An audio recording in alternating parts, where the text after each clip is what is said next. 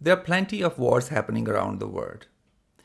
So today I would like to ask you this question. What do you think why humans love to do wars? Well, I think most humans, they don't love war.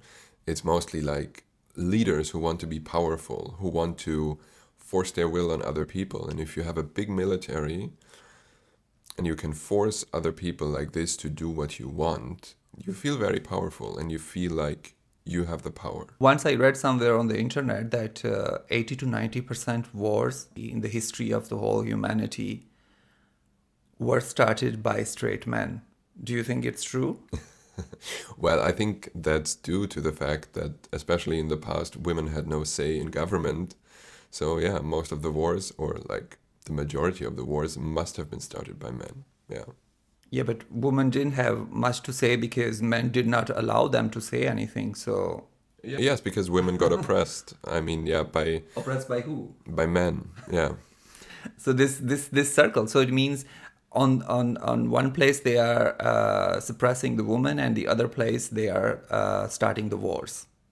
I mean, it looks like this. I know things are not black and white like that, but what I read, like 80 to 90% wars were being started by straight men. It's kind of true, right? Yeah. Well, I guess you need to learn to do compromises and that you can't always force your own will to be happening. So, if you did not learn that and you have a very big army on your disposal, why wouldn't you do the same to people outside of your country than the same to people inside in your country? Do you think it's fair to say that even the wars which are happening right now until in 2026, men has to do a lot with it? Well, mostly men are the one fighting. Most of the countries are headed by men, so men are deciding when to start and when to stop a war. But my question was not this, that like we know, yes, men are mostly fighting the wars, which is also bad for them, honestly.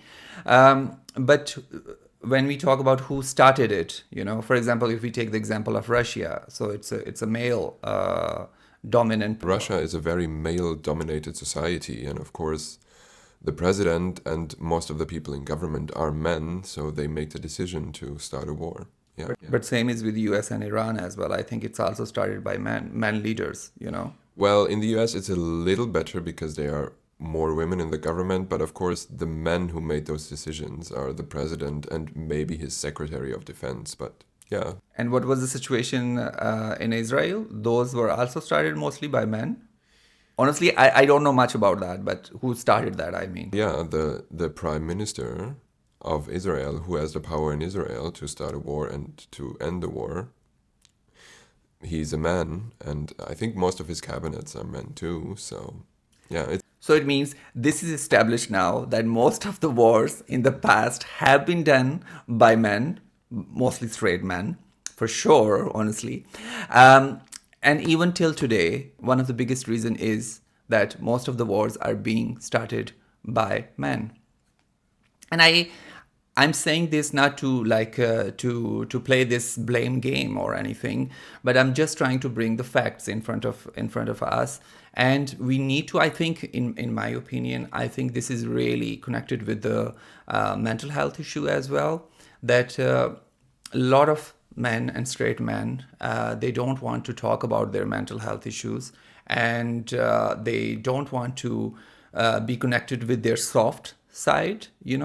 And I think this is also one of the reasons that wars have been happening and they are still happening, because yeah, we teach men how to be tough and how to be angry, and to take out that anger, the answer is always either a fight in an individual basis, I mean, and in a bigger sense it can be a war. What do you think?